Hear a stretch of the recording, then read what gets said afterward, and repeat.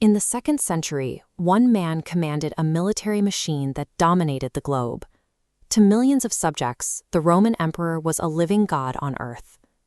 Looking at this map of the Roman Empire, you can trace the exact borders he personally had to defend. From the freezing forests of Britannia all the way down to the deserts of Syria, every military, economic, and political crisis ultimately landed on his desk. Yet that total authority was largely an illusion. His reign was defined by relentless catastrophe. The Antonine Plague was devastating his population, floods were destroying the grain supply, and hostile tribes were tearing at the northern borders. When you hold the highest office in the world, but the physical survival of your state is dictated by disease and weather, the psychological pressure is unimaginable. How do you wake up every day and lead when the outcomes are completely out of your hands? Marcus Aurelius found his answer by writing to himself. He kept a private journal in the military camps, filled with commands and exercises directed solely at his own brain. These notes were entirely private. Today, we call that journal the Meditations. It is a tactical manual for psychological survival, forged by a commander trying to keep from breaking apart under the weight of a disintegrating world. His system rested on a ruthless division: things you control and things you cannot. Disease and military outcomes are external events belonging to fate. He realized external events cannot harm your mind. If you feel injured, your own judgment causes the pain. Remove the opinion, and the harm disappears. He had to apply this logic the moment he woke up. The emperor famously struggled with the urge to stay under the warm blankets rather than face another exhausting day of governing a fractured state. To force himself out of bed, he argued with his own lethargy. He wrote that plants, sparrows, ants, and bees all wake up and perform their specific biological jobs to keep the universe running. Humans, therefore, must have a natural function too. By framing the grueling administration of Rome as his inescapable biological duty, he stripped the emotion out of the work. You don't complain about breathing. You shouldn't complain about doing the job you were built for. This philosophy was eventually put to a brutal stress test. In 1755 AD, his trusted senior commander in the East, Avidius Cassius, declared himself emperor and launched a rebellion to steal the throne. By Roman standards, the penalty for treason was the slaughter of the usurper and his entire network.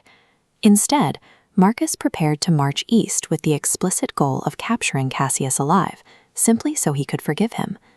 To Marcus, anger was a failure of logic. He reasoned that while nature produces deeply flawed people, it equips the best of us with tools to deal with them.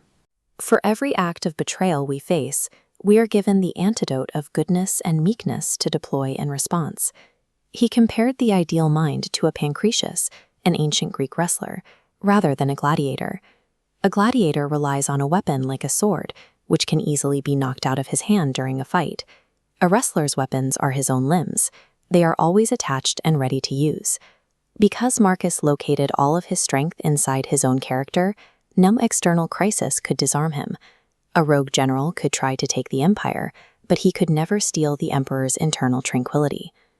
Looking at the sprawling architecture of Rome, you can see how a ruler could develop a massive ego.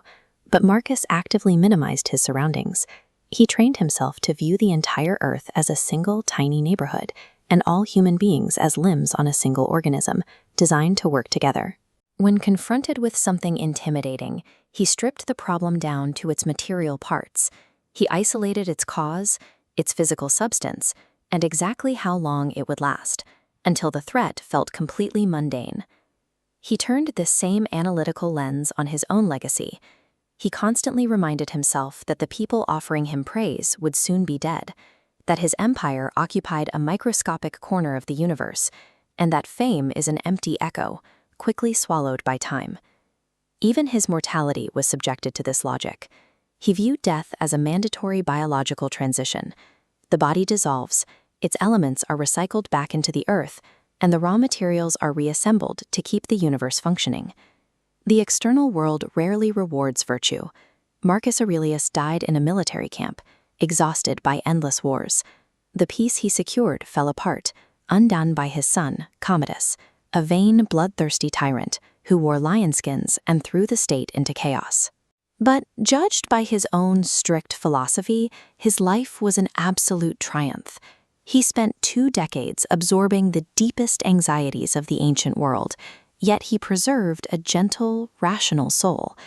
His victory lay in proving that a human mind can remain perfectly unbroken, no matter what fate throws at it.